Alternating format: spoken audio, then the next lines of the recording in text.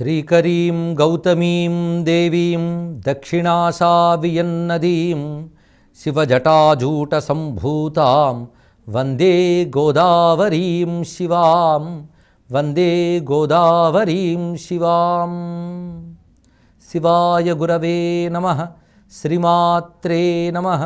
శ్రీ విష్ణురూపాయ నమః శివాయ.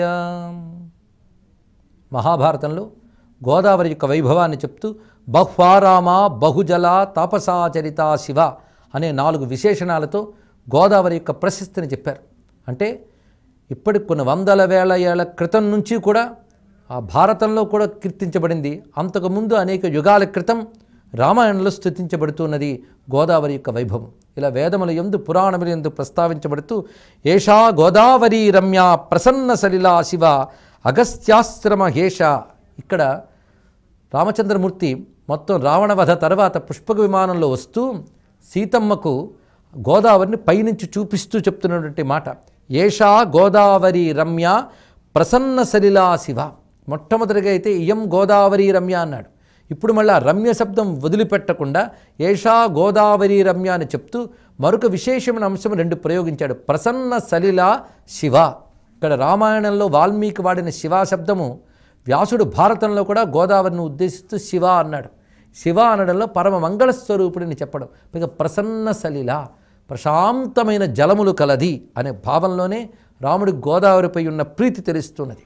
అంతేకాదు ధౌమ్యుణ్ణి దగ్గర పెట్టుకుని పుణ్యతీర్థ స్నానాలు చేసేటప్పుడు ధర్మరాజు తమ్ములతో కలిసి ధర్మపత్నితో కలిసి తీర్థసేవనం చేసేటప్పుడు గోదావరి దగ్గర తీర్థసేవనం చేసేటని ప్రత్యేకించి వర్ణిస్తున్నారు. ఇక్కడ తత్రాపి చాప్లుత్య మహానుభావ సంతర్పయామాస పితॄన్ సురాంశ్చ ద్విజాతి ముఖ్యేషు ధనం విసృజ్య గోదావరీం సాగరగాం అగచ్చత్ అని మహాభారతంలో అరణ్యపర్వంలో చెప్తున్నటువంటి మాట.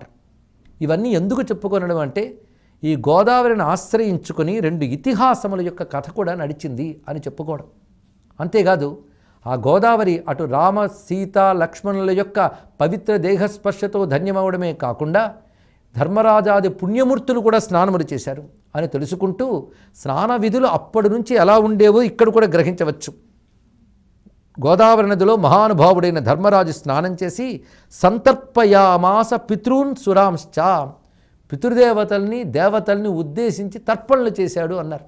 అందుకే శ్రాద్ధ విధి అనేటువంటిది నదుల దగ్గర తప్పనిసరిగా చేయాలి.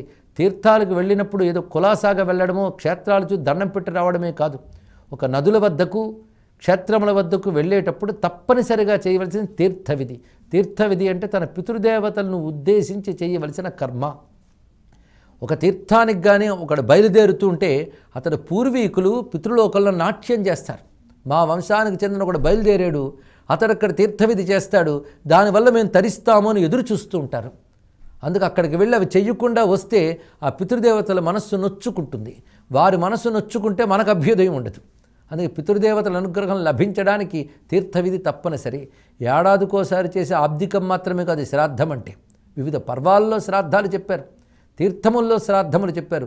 తీర్థముల్లో శ్రాద్ధము చాలా శ్రేష్టము, అది చేసి తీరాలి.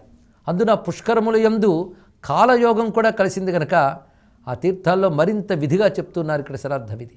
దీంట్లో తన పూర్వీకులైనటువంటి తల్లి తండ్రి వారి పైవారు మాత్రమే కాకుండా అనేకమైన అనుబంధాలకి తీర్థవిధులు చేస్తుంటారు.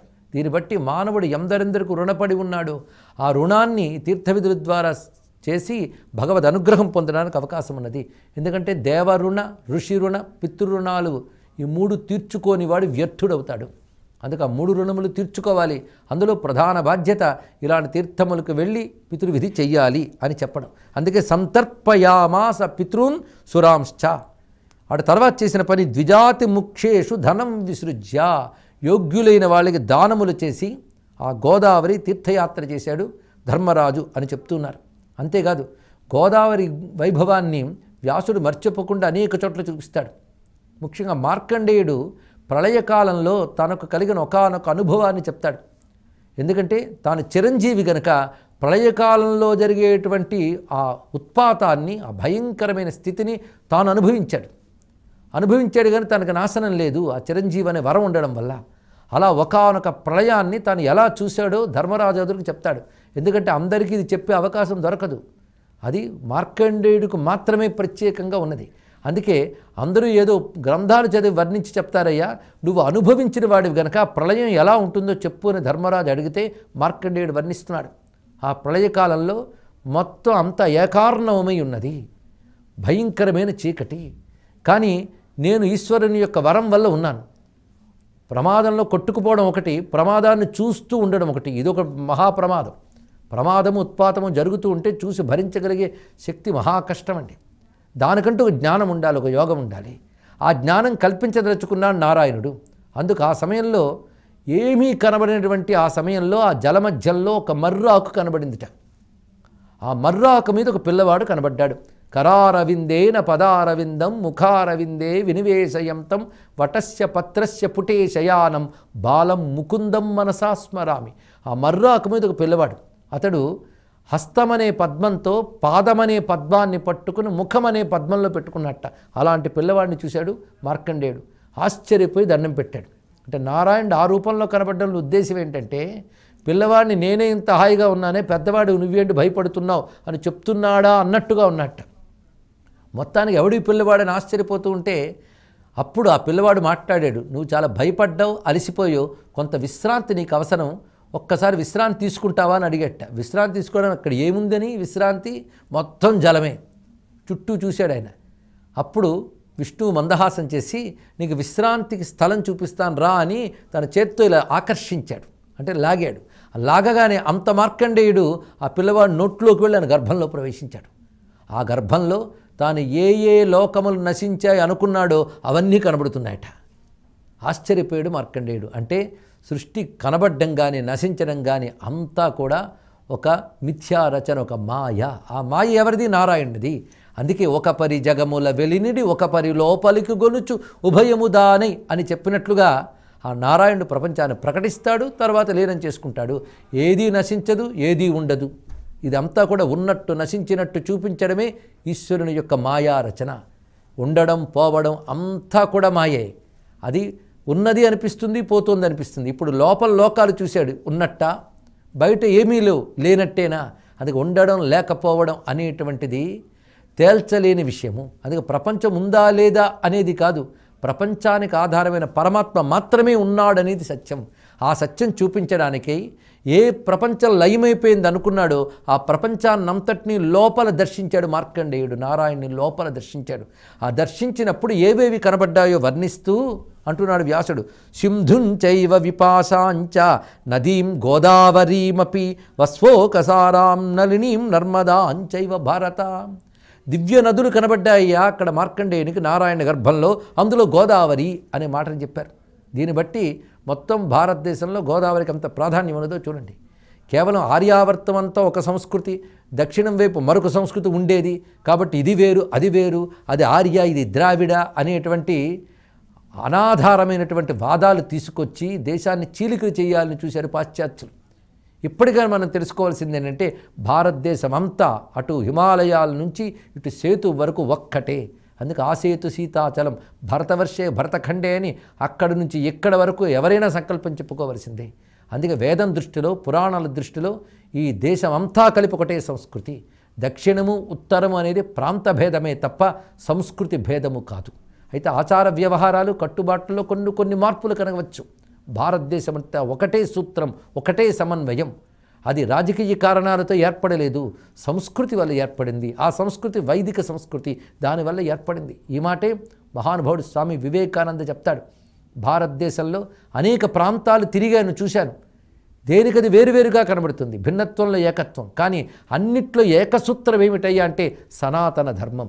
సనాతన ధర్మమే భారతదేశాన్ని కలిపి ఉంచే ప్రబలమైన సూత్రం.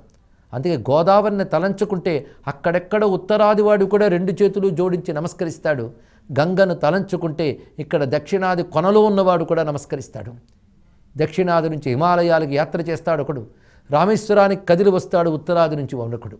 దీన్ని బట్టి భారతదేశం యొక్క ఈ సంస్కృతి ఈ నదులని, సముద్రాలని, క్షేత్రాలని ఆధారం చేసుకుని ఒక సమైక్యపరుస్తున్నదిని మరొక్క మారు మనం అవగతం చేసుకోవచ్చు. అంతేకాదు రామచంద్రమూర్తి కథ చెప్తూ కూడా భారతంలో మార్కండేయుడు చెప్తున్నాడు, సత్కృత్య శరభంగం సదండకారణ్యమాశ్రిత నదీం గోదావరీం రమ్యాం ఆశ్రిత్యన్యవసత్తదా. దండకారణ్యానికి వచ్చిన రామచంద్రమూర్తి శరభంగాది మహాముల్ని దర్శించిన తర్వాత నదీం గోదావరీం రమ్యాం, ఈ గోదావరి రమ్య అనే మాట అక్కడ రామాయణం ఎలా చెప్పిందో భారతం అదే చెప్తున్నది. నిజానికి వాల్మీకి వ్యాసుడు కూడబలుక్కుని రాసుకున్నారా అనిపిస్తుంది మనకి. ఇక్కడ మహర్షుల ఆలోచన ఒకేలా ఉంటుందని దీన్ని బట్టి తెలుస్తుంది. అంతేకాదు వ్యాసులు వారు వాల్మీకిని ఆశ్రయించి రామాయణంతో స్ఫూర్తి పొందే భారత రచన చేశారని భావించవచ్చు ఇక్కడ. అందుకే ఇక్కడ గోదావరీం రమ్యాం అనే మాటని మహానుభావుడు వ్యాసుడు కూడా చెప్తూ ఉన్నాడు ఇక్కడ. అయితే భారతానికి గోదావరికి ఒక అనుబంధం ఏదో ఉన్నది అని దీన్ని బట్టి తెలుసుకున్నాం. అందుకోనేమో తెలుగులో భారతము గోదావరి తీరంలోనే ఆవిర్భవించింది. ఇది కూడా తెలుసుకోవాల్సిన ప్రధానమైన అంశం. అందుకే గోదావరి తరంగాలు రామకథకే కాదు భారత కథకు కూడా సాక్ష్యాలుగా మనకు కనబడుతూ ఉన్నటువంటి అంశం. మహానుభావుడు ఋషి వంటి నన్నయ్య రెండవ వాల్మీకి అని చెప్పినట్లుగా మరొక వాల్మీకి అయినటువంటి నన్నయ్య ఆదికవి భారతాన్ని రచించినది ఈ గోదావరి తీరంలోనే ఆ ఇసుక తిన్నెల మీదని అది తెలుసుకోవాలి. మహానుభావుడు ఋషి వంటి నన్నయ్య రెండవ వాల్మీకి అని చెప్పినట్లుగా మరొక వాల్మీకి అయినటువంటి నన్నయ్య ఆదికవి భారతాన్ని రచించినది ఈ గోదావరి తీరంలోనే ఆ ఇసుక తిన్నెల మీదని అది తెలుసుకోవాల్సినది.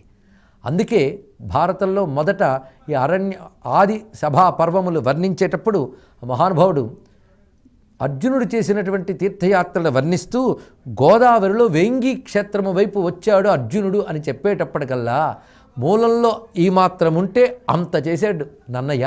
తనకున్నటువంటి ఆ ప్రాంతీయమైన గోదావరి అభిమానాన్ని చూపిస్తున్నాడు. దక్షిణ గంగనాదద్దయు నొప్పిన గోదావరియు జగదాది అయిన భీమేశ్వరంబును బెడగగుచున్న శ్రీపర్వతంబును జూచి ఉర్విలోన అనఘమై శిష్టాగ్రహార భూయిష్టమై ధరణీసురోత్తమాధ్వర విధాన పుణ్య సమృద్ధమై పొలుచు వెంగీదేశ విభవంబు జూచుచు విభుడు దక్షిణాంబురాసి తీర్థమున కరిగి దురితహారయైన కావేరి మహాసముద్ర సంగమంబున భూసురేశ్వరులకు అభిమతార్థ దానంబు చేసే కృతార్థుడగుచు అని ఆదిపర్వంలో వర్ణిస్తున్నారు. ఇక్కడ దక్షిణ గంగనా దద్దయు నొప్పిన, దక్షిణ గంగా అనే మాట ఎంత ప్రసిద్ధిగా ఉన్నది అనేది నన్నయ్య వాడినటువంటి పదం ద్వారా తెలుస్తున్నది. అక్కడ భీమేశ్వర క్షేత్రాన్ని దర్శించాడని, గోదావరి తీరంలో భీమఖండము చాలా విశేషమైన అంశం. దీన్ని బట్టి మొత్తంగా తెలుగు నేలని పురాణ దృష్టితో చూస్తే అలా చూడాలి. ప్రాంతీయ దృష్టిలు రాజకీయ దృష్టిలు అటు పెట్టి పురాణ దృష్టిలో తెలుగు నేల వివిధ భాగములుగా మనకు కనబడుతున్నది.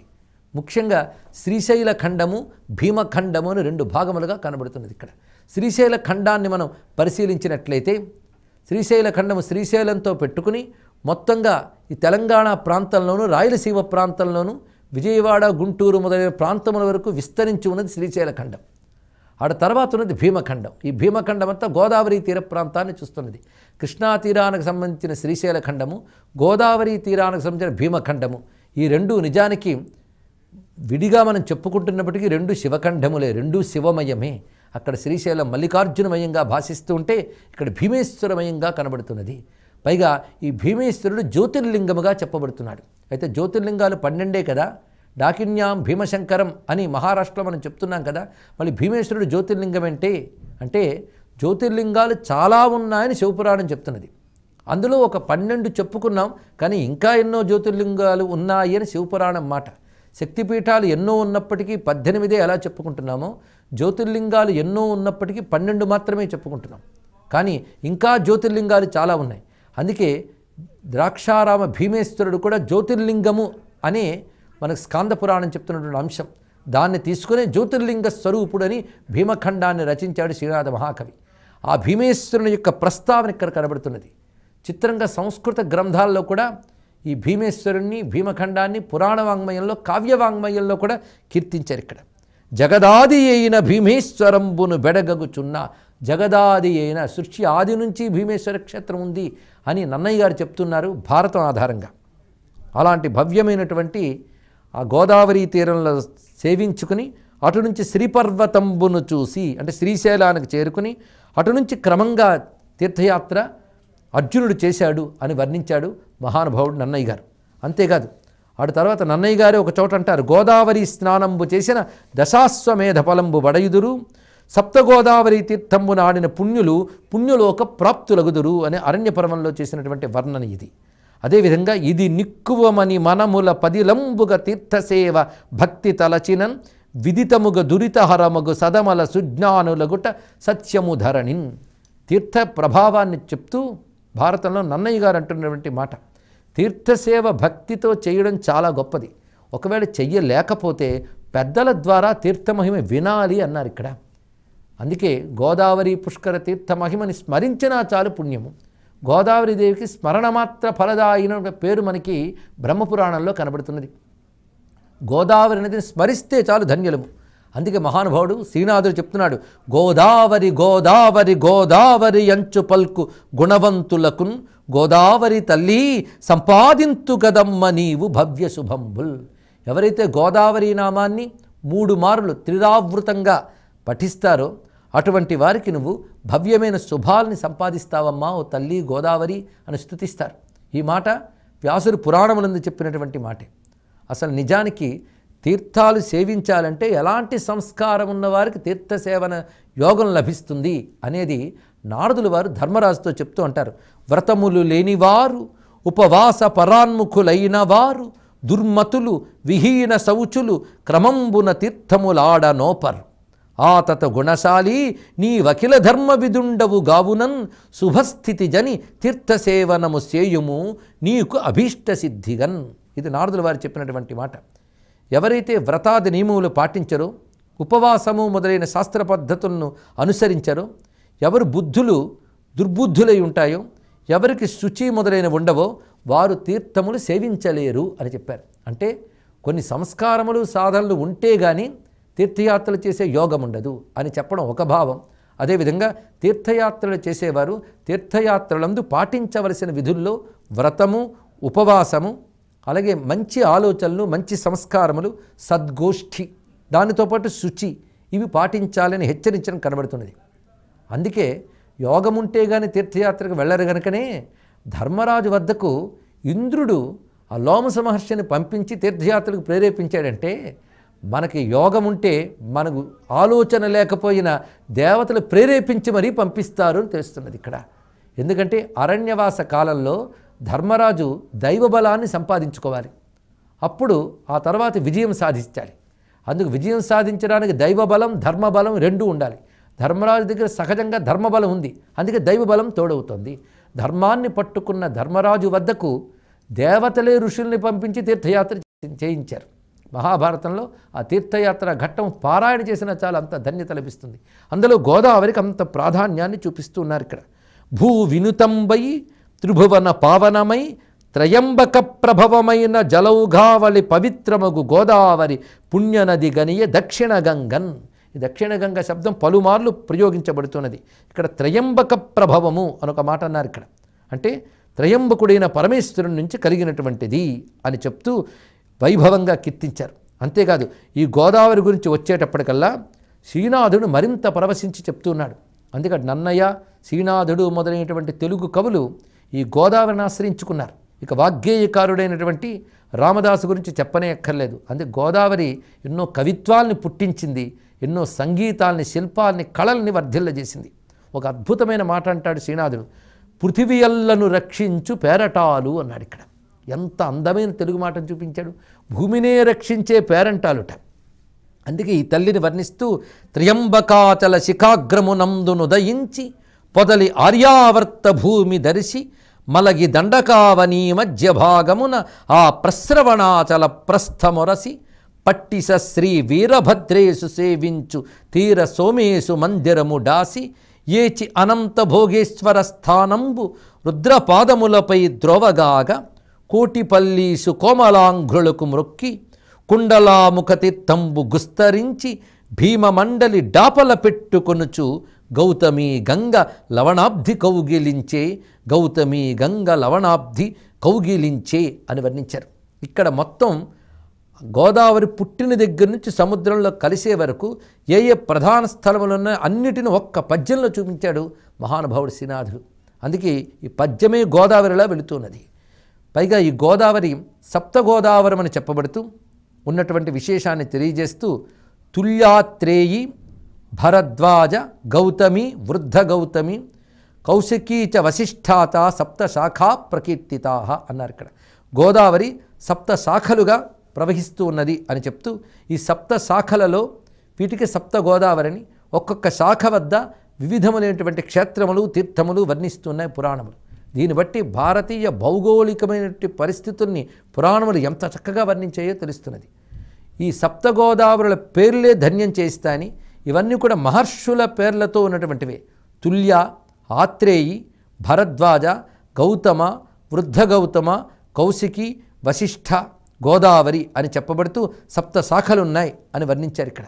ఇందులో ప్రధానంగా ఈ సప్త శాఖలతో సంబంధం కలిగినటువంటిదే భవ్యమైనటువంటి భీమేశ్వర జ్యోతిర్లింగము అని. అక్కడ ఈ భీమేశ్వర క్షేత్రంలో శివుడు ప్రధానంగా కనబడుతున్నాడు.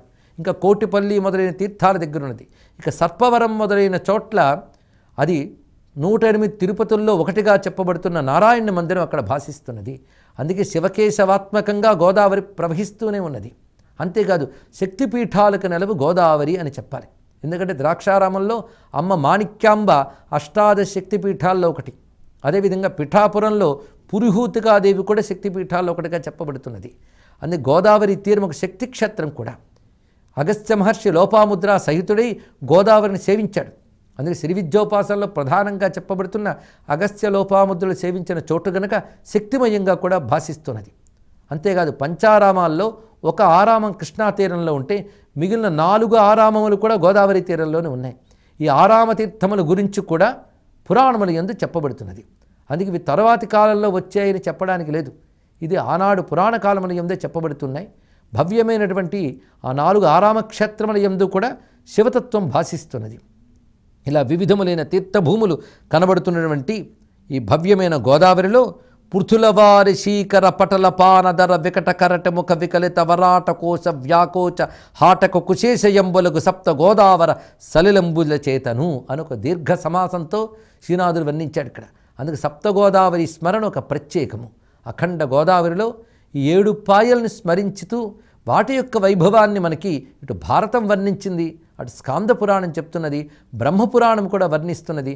అది తీసుకుని తెలుగు కవులు మరింత శోభగా చూపించారు. దీన్ని బట్టి గోదావరిని ఆధారం చేసుకుని విస్తరిల్లిన సనాతన హైందవ ఆర్ష సంస్కృతి ఏదుందో అది మళ్ళీ గోదావరి తీరంలో విస్తరిల్లుగా కానీ ప్రార్థిస్తూ సర్వం శ్రీమాతృ చరణారవిందార్పణమస్తు. మీ అభిప్రాయాలను సూచనలను మాకు తెలియచేయాల్సిన చిరునామా భక్తి TV, care of Rachana television private limited, road number 92, Jubilee hills, Hyderabad 5,96,000. మా ఇమెయిల్ ఐడి bhaktihyd@gmail.com.